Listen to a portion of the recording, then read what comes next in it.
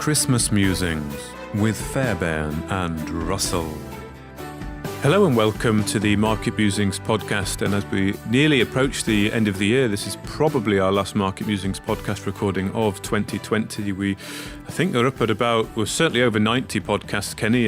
We've done pretty well. I don't think we'll quite get the 100 mark this year, but maybe that's something to aim for next year. But our guest today is a regular guest who comes on. It's, of course, Malcolm Palle, who is our resident crypto and Bitcoin expert. And as we look at Bitcoin hitting new highs, Malcolm is here to discuss everything crypto. So how are you, Malcolm? Welcome. Yeah, hi. Hi, Mark. How you doing? I'm good. And Kenny? Kenny, you there? Yeah. Up in Scotland. We're still in COVID region 2, due to get into 4 on Boxing Day. So, what about you guys, Malcolm? What's happening over in Gibraltar? Is that a similar situation? Yeah, Gibraltar, the kind of blockchain and crypto capital of Europe, went into effective lockdown yesterday or today. We saw the numbers going up. It's a very small place. There's only 31,000 people actually resident here. So if I was to say to you that the cases went up from 50 to over 200. Now, if the cases quadrupled in the UK, everyone would be tearing their hair out. Not that they're not doing that now anyway, with all the stuff going on. So, yeah, there was a very short, sharp circuit breaker kind of thing. The restaurants are closing apart from takeaways, all the usual stuff. But it's not the best environment, to go into 2021 globally, really. But everyone's got their own problems, and sometimes these kind of things are, take a little bit of the shine off of things that are doing really well, which is our business and the pretty much the cryptocurrency sector. But it is what it is, I suppose. Well, on the cryptocurrency then, I mean, what's gold's had a fantastic year, but also Bitcoin's hitting new highs, is it? Yeah. I mean, a lot of people call me when Bitcoin goes crazy because they remember me for some reason then. And with everything regarding cryptocurrencies, it's always a bit of a roller coaster. If you think about in March when we had the crash, the market crash, Bitcoin went down to probably, I think, under 4,000. I think can't quite recall where it was, and now to see it trading as we speak at over 23,000, that's delivered a phenomenal return for a lot of people. So just in this year, so March it was under 4,000, and now it's over 25. Yeah. Wow. Yeah, it was. Well, I mean, the 52-week low was 3,596, and the 52-week high is 24,300.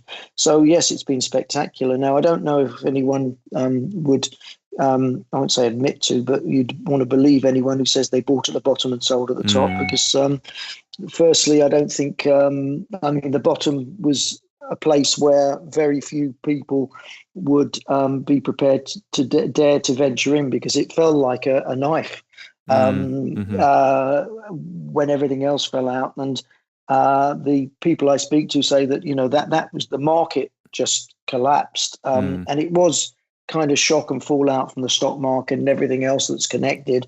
But people I speak to say that it could have gone a lot lower. It was just that, there was nothing stopping it. There was so many sellers around. And now the brave people who came in at that level, and I wasn't one of them, I must tell you, I didn't sell what I was holding, but I didn't feel brave enough to go in and buy some more at that at 3,600 or whatever. Are obviously, doing well. It did recover quite sharply.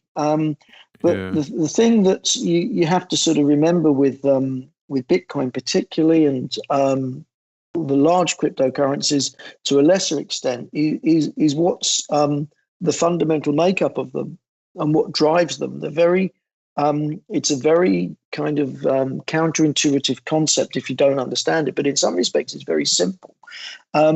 So it has got the potential. If you want me to stick my neck out and say what I think it's going to be, what it's going to go to. I don't know whether, is it too early in the podcast to do that? Should we save that to the end? Get it out. Oh, you're not worried that everyone will switch off once they hear it? Well, okay. Well, then I can have to explain why, because but I believe, and I'm not the only person who said this, that by the end of 2021, it could reach 100,000. 100,000 by end of 2021, yeah. Right? Yeah. I mean, yeah. The reason it crashed, obviously, there was a general fear, wasn't there, at the time? But also, I guess, a rush to liquidity because the US dollar, obviously, people went to the US dollar. But then we saw the stock market recover quite, relatively quickly, and of course, Bitcoin as well. Yeah. But I mean, those kind of swings, Malcolm. I mean, I'm used to trading in AIM shares. Well, not trading, but investing in AIM shares, right? And Bitcoin has far bigger swings, it seems to me, than most of the AIM companies. I mean, is that something to be? That it's good, but it's also bad, isn't it? Because it's not stable, like I don't know, like the pound or the dollar, is it? You can say a lot of things about. You can call Bitcoin a lot of things, but stable isn't one of them. Yeah. But isn't that the fear I think a lot of people have about it as well? Yes. Yeah. Yes, but it's also look, don't forget, volatility is what every trader wants. Mm-hmm. So the early people into this space were actual traders. They were market traders who found that they could be much more creative in their strategies by trading cryptocurrencies. They could with any kind of traditional instrument or established instrument on a recognized market. And the crypto markets trade 24/7. They're completely automated. There's all sorts of players on there, different kind of levels and skills and experiences, and it's a genuine market that sort of is growing and expanding. I think if you say that is it good or is it bad, it is what it is. You have to decide whether you want to get involved in that.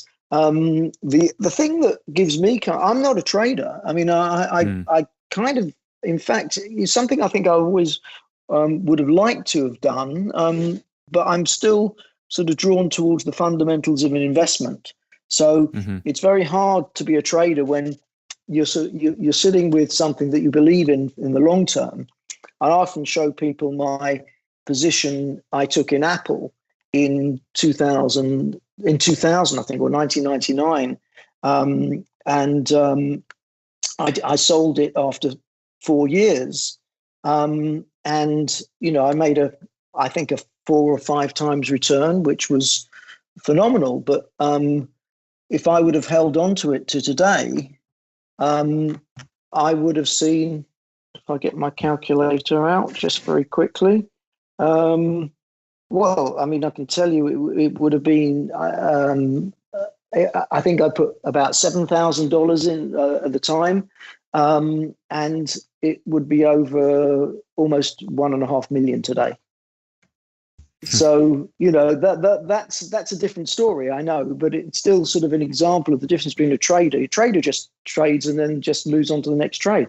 What happens with crypto, particularly Bitcoin, is there's no market makers, you see. So you're not playing against anyone that is actually sort of fixing or trying to move the price in one direction or another. There are large participants in there who use their own strategies to try and scare the market. These are guys called whales, as in not the place, but the large sea creatures, sea mammals. They are sort of considered a whale if you've got more than 20 million in Bitcoin. And then, these guys are sort of trying to make money in the market by effectively picking the periods of time when they can, influence the price and buy and sell, whatever. This is something that's going on, sort of has been going on for some time. But as Bitcoin has grown, it actually, this year aside, it's got a little less it's getting less and less volatile as we go along, because the more the entrants, the more people that come into the market, it sort of removes that it creates more liquidity. So you've got different players who are prepared to buy at different prices. But The other thing, which is the fundamental with it, is that everyone knows that there is a finite supply of Bitcoin and it's quantifiable. So, it's not like, say, with gold, there could be another discovery, or you get more gold into the market, but it's still quite, tightly controlled, in the sense that it's not easy to make another discovery. And when you do, that's the advantages to the guys who make the discovery, not necessarily to the Bitcoin, to the gold price. But with Bitcoin, there's only going to be a certain amount that's ever going to be out there. So that's why people are kind of, I won't say they're comfortable trading, but they know with a fair degree of certainty that provided the appetite from more and more people coming into the market is sustained, then that supply is going to dry up, and it's going to work on pure supply-demand fundamentals, and the price is going to move. So this is what I think we're at a stage where it's been de-risked to a great degree. I'm not saying it's not risky, but it's a lot less riskier now than it was, even 2 or 3 years ago. But it's still then very much an investment thing, isn't it? I guess in that sense, it's like buying a bit of gold or buying something to invest in it. I mean, there's talk I see that of Bitcoin becoming, almost used in everyday life, like a normal currency. I mean, but can that happen? Is that possible? I mean, I get, maybe, as you say, if more people come in and it gets more stable, then maybe it would. I don't know. Well, when you say used in everyday life, are you talking about for transactions, or? Yeah, exactly. So, as you would spend £1 or $1 or whatever in a shop, you can pay. I know you can pay in Bitcoin digitally. It does change it, but it's not the norm, is it? And I wonder if will it become the norm? Is that your opinion? Or?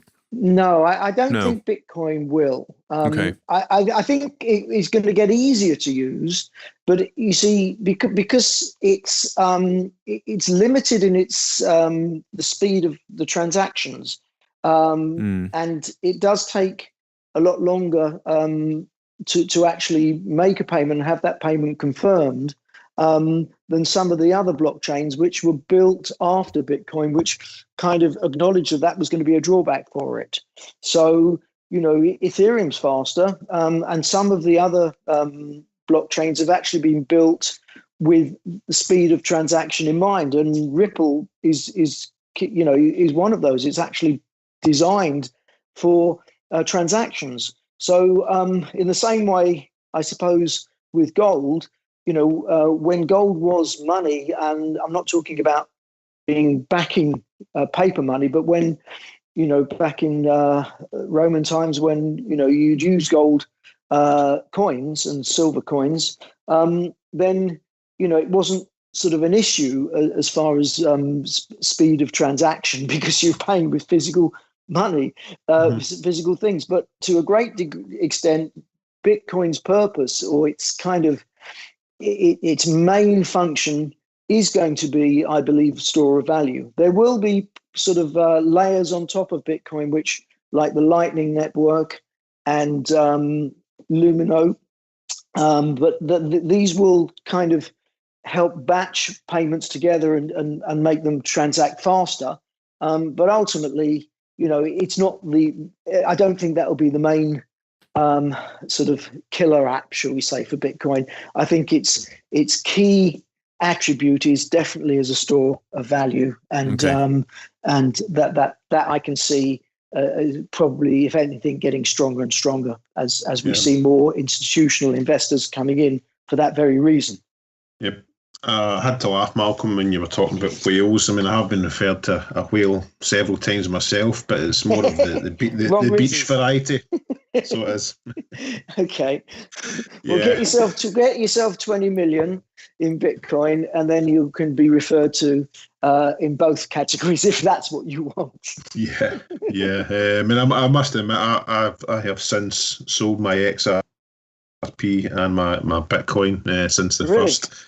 Yeah, well, I think my XRP, I doubled it So I just took it off the table, and the Bitcoin I can't honestly remember. It was above 10,000 anyway, but I didn't have that much, to be honest. Right.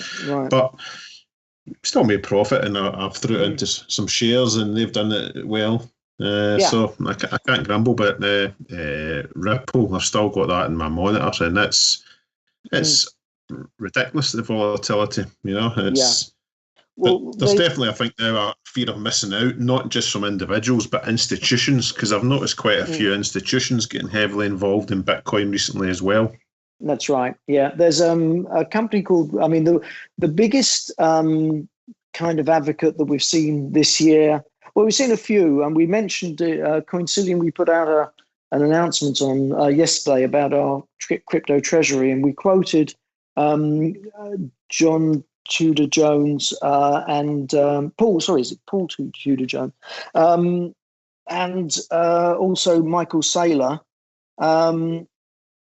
And these are two. Well, Michael Saylor is the CEO of MicroStrategies, which he's been a huge advocate of. Sorry, it's Paul Tudor Jones. I don't know why I've got that name wrong. But he's a ex fund manager and philanthropist, and they've been tremendous advocates. And this has sort of helped get the mainstream more involved and engaged, because when these guys start talking about Bitcoin and then buying it, it kind of demystifies it, and it gives a lot of other people confidence. But with MicroStrategies was a really interesting one, because his view was that, they had, I think, 650 million in their treasury, and they felt that they're not earning anything for it. No one's earning anything for their cash at the moment.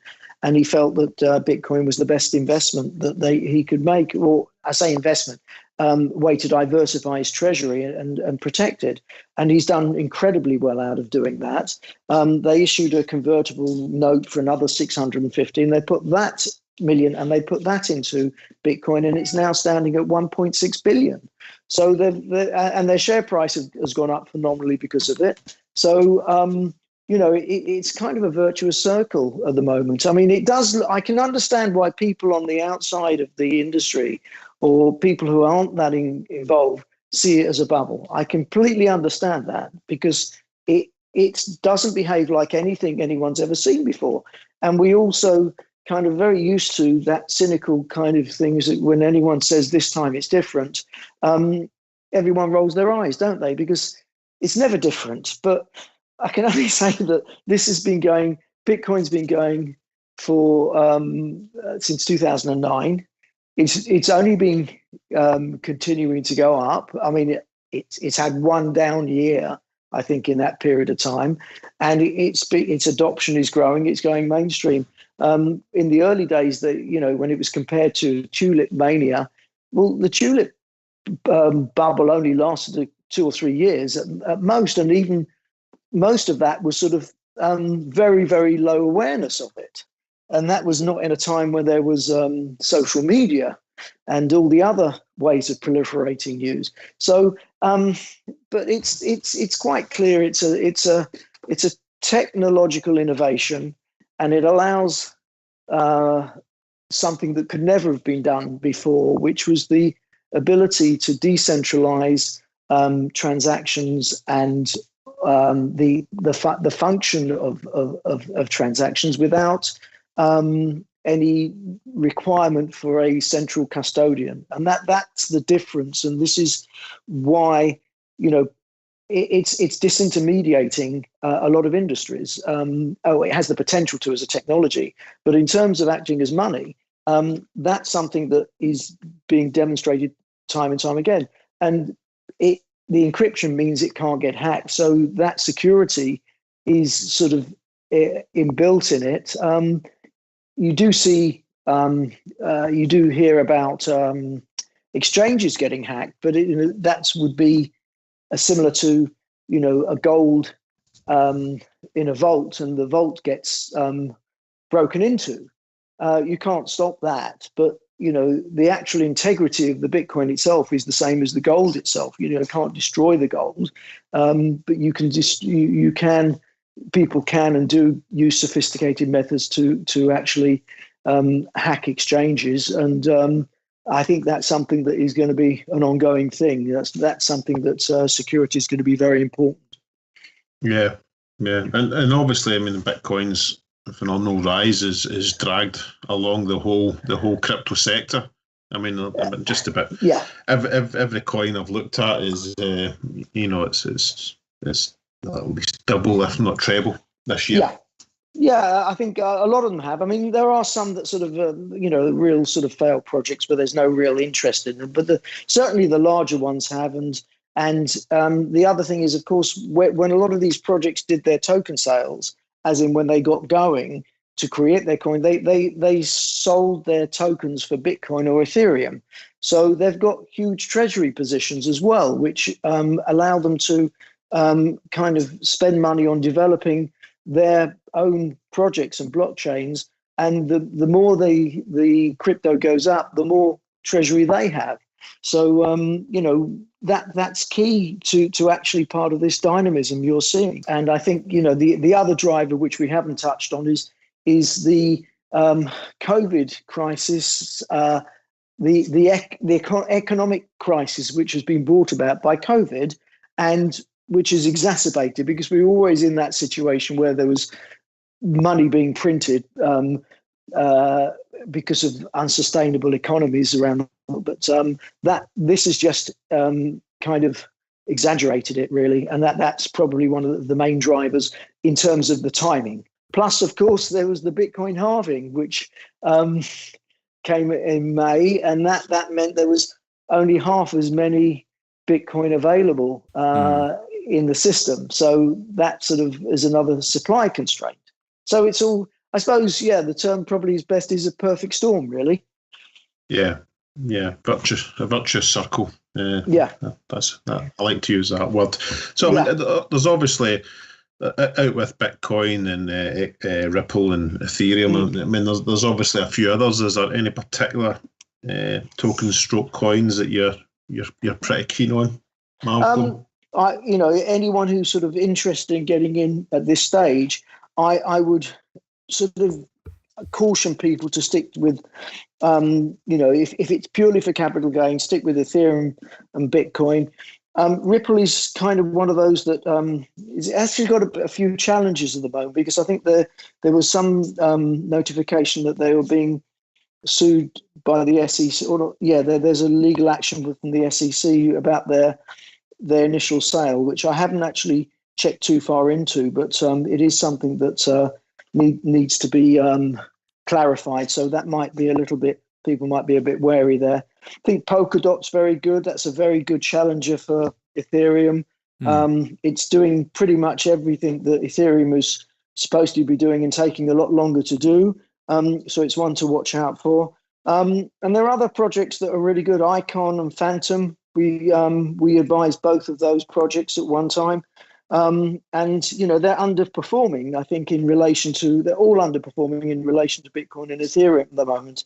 And that's because the mainstream, all mainstream eyes are on those two. That's where everything's going. So you probably get a point where what we call alt season, which is the altcoins, start moving up once the Bitcoin and Ethereum and the big ones start becoming toppy, should we say. Yeah. Is there still new tokens and coins coming to market, Malcolm, or is it sort of dried up? No, it's not dried up, but they're changed. The whole thing's changed. They're mostly sort of open finance, decentralized finance projects, which are sort of a twist on the original kind of ideas of token sales. And these are sort of, to a great degree, experiments. And this is moving at such a fast pace. It's one of the areas that Coinsilium is I say we're in. We've got sort of projects we're working on, and we are looking to deploy. But you've got to make sure you get it right when you go into these things. But it's not. I know a project that has launched, which is sort of putting several cryptos together in a bundle, and they're looking to sort of offer like a basket, more like it's like an ETF. and that did a little token sale, not huge, less than 100,000, and they got it away. So and that's working. There's quite a few others that probably go on beneath the radar. So there's not the huge token sales which were 20, 40 million. Those aren't happening anything like. I haven't seen one for a long time, but there are smaller ones going on that again rely on decentralized exchanges, which are like Uniswap, which have sort of morphed in the market into towards things that are more in decentralized finance. So it's very different to how it was. Yeah, and that's in 2018. Yeah. Do you think we'll ever get to the stage where we'll have a mining company name and they won't issue shares, they'll issue tokens or coins? I think it would be a marriage. It might be a marriage made in heaven. It might be a marriage made in hell. I don't know. It's an interesting concept. Well, we looked at this. This was my first obvious, because with Coinsilium a few years ago, we wanted to do something with exactly that, where you create something where the mine can forward sell its gold in the ground, and do a token sale to represent that gold. It did have a lot of regulatory challenges which have still not been resolved. So, that project's on ice at the moment until we can get clarity on the regulation. I thought we'd have had it now. But ultimately, if you're selling your gold in a token form or something that represents your gold, it is an equity or security, should I say, because for whatever reason, you might try and structure it as a debt. It's not always easy to actually get that done. And then you've got to find a market that is going to be able to trust it as a very new instrument. So I think there's definitely a short answer, probably the long answer now, to your question is that I think there's something there, but I think that the likely, I don't think you're going to get away from people needing or wanting to invest in the equity of an entity, a company. And maybe it will be something that sort of gets a little bit smart with tokenizing the equity. So it makes the whole fundraising and the whole trading capability much more sophisticated and easier to do, makes dividend payments easier.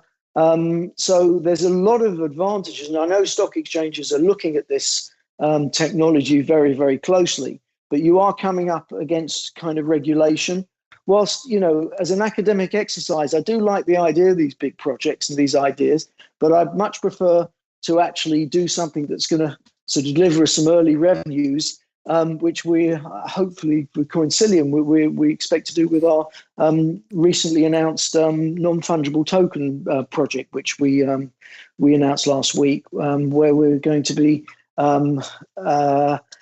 creating a digital asset that is effectively linked to a Gibraltar postage stamp, which is kind of a bit left field, but it is the collectible market is really interesting. So it's a digital token linked to a physical thing. Yes. Yeah. But this is a whole different area of blockchain, which is kind of probably not going to take too much of the time because it's maybe something for a different subject for another time. But non-fungible tokens are using the technology of blockchain, and particularly they were developed on the Ethereum blockchain, whereas one ether and another ether are exactly the same. You can have 50 ether. They're fungible. So one can be exchanged for another. But there's another standard on Ethereum where you can create tokens that are unique. They have unique characteristics. And you can then effectively create or set to create a limited number of those tokens. And they will always only be that limited number. And they might have, each one has different characteristics. So they can have built-in scarcity. And that's what is effectively the market for non-fungible tokens has started to develop and grow. And one of the areas that is seeing the fastest growth is with collectibles. So at the moment we're looking at stamps, because stamps, with by their very nature, although they can be used for postage, are collected by people who appreciate their value and their scarcity. And this whole market with digital marketplaces is doing the same thing. So it's just it is another use for blockchain, but it also is another angle for crypto, because there's value there. If I was to tell you the first time when Ethereum first was launched, and these token sales were happening on Ethereum, there was also a new game that was created called Crypto Kitties. I don't know if you ever heard of that. No. Did that name? Well, No. I'd urge anyone to check that out, because these Crypto Kitties were selling. They're all unique, and you play a game and you collect them. Don't know exactly how they worked, but ultimately, because I wasn't playing them, but it was amazing to see that you'd buy two Crypto Kitties, and then they would produce another unique one, which could be very rare. And then it's a little bit, I think, like Tamagotchis, if you remember that kind of thing. It was sort of an interactive game, but then they started trading them on the exchange. And if you check on Google, but some of these extremely rare Crypto Kitties were selling for over $100,000. It's crazy. Isn't it? But then again, is it crazy when you see someone who pay, I don't know how many, the same kind of money, maybe more for trainers, a certain brand, a certain, this is what with a collector is a specific kind of, it's got a specific appetite, and they've got a specific requirement, and they will understand the value. You do it, and this new generation has got the same kind of thing happening. So, so that's another area to look out for. I think it's going to be a big trend in 2021, particularly a crypto trend, and it's an area that we're sort of tipping and we're looking at as well as a company. But I think that generally speaking, crypto is going to move in lots of different directions next year. Okay, and that's That's great. So there we have it. Bitcoin at 100,000 end of 2021. Heard it here first. Yeah. and Coinsilium. You can come back to me. Yeah. Yeah, I was going to say, you can come back to me let's have this conversation this time next year. I'll put my hands up if I'm wrong. And I don't expect anything from you guys if I'm right. Okay. Well, here's a good question. We'll put you in the spot, Malcolm. Yeah. So you've got £100,000. I think I've done this with a few guests. Would you buy Bitcoin, gold, or silver? Right now? Right now. Oh, I'm going to make some enemies of friends depending on what I say here. That's put me right on the spot. Right now, I tell you what, in fact, I would do exactly what I've done. Can I include mining stocks in that as well, or not? Or is it just gold, silver, or Bitcoin? Gold, silver, and Bitcoin. Okay. I would put, I think, 60% into Bitcoin. He's gone for the political answer, so he is. Well, no, a lot of this is down to my risk appetite. I've got a ridiculously high risk appetite for anyone who's half sensible. So I put 60% into Bitcoin, 25% into silver, and 15% into gold. Okay. Does that add up? Yeah, it does. Yeah. Okay. You don't need the blockchain to work that out. Yeah.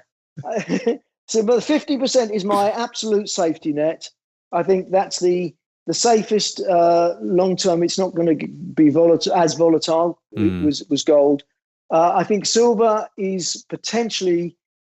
I think silver could surprise next year. I think it could amaze, because it's got the same kind of characteristics in terms of its scarcity. It's a monetary metal to a degree, but it's also got tremendous utility in an area, particularly technology and automation, electric vehicles, all sorts of areas where demand's going to be, and solar panels, and with clean energy, it's going to be insatiable. I think that silver could be a real, come in from left field and really perform now. I think it's about, about $25, $26.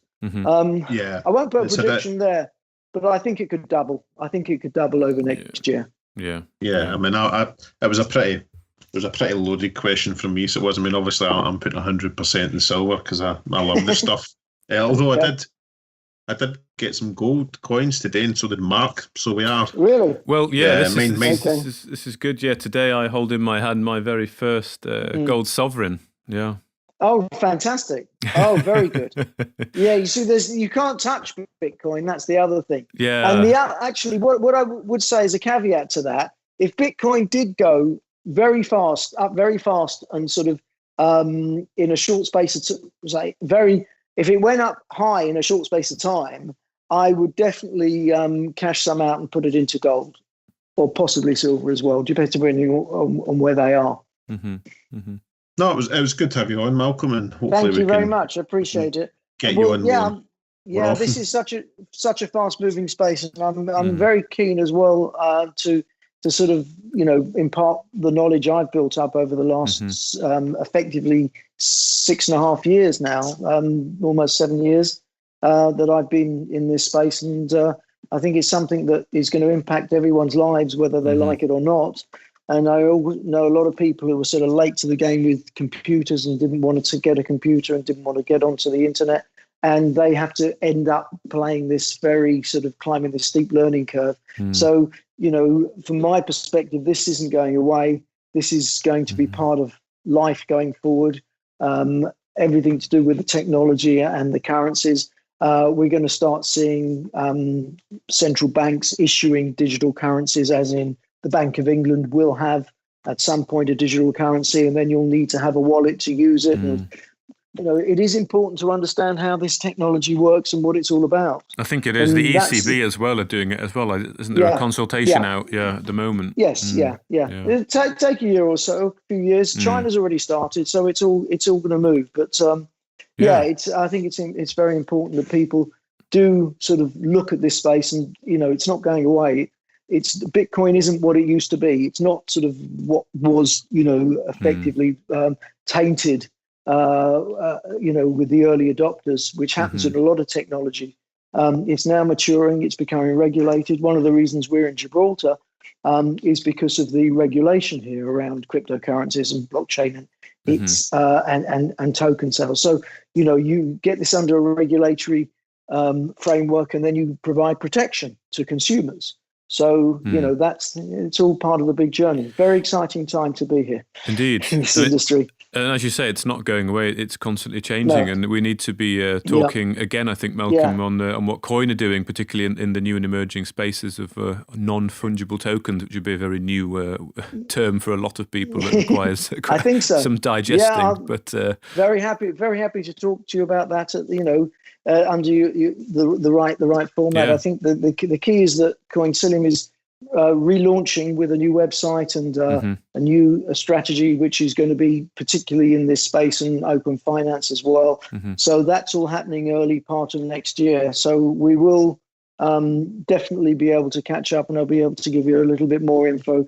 It's been a lot of work this year to get this in place, and it's been made even harder because of the COVID situation, which has just delayed so many things we were trying to do. But thank goodness we managed to get there. And, like you guys, looking forward to some point, a beginning of the end to this, and then hopefully the start of a new beginning, so that we can get back to some semblance of normality. Yes, well, we hope so. And on that note, Malcolm, I wish you a very happy Christmas. Thank you very much for your time coming on the podcast with the Market Musings, me and Kenny out this year, and plenty more next year. So a happy new year to you, and let's hope it's a good one. Okay, and to you, Mark and Kenny. Have a scotch on me. Cheers, Malcolm. Okay, cheers. I'll do it. Bye. Cheers. Bye. Thank you for listening to another podcast from Market Musings with Fairbairn and Russell. Tune in next time.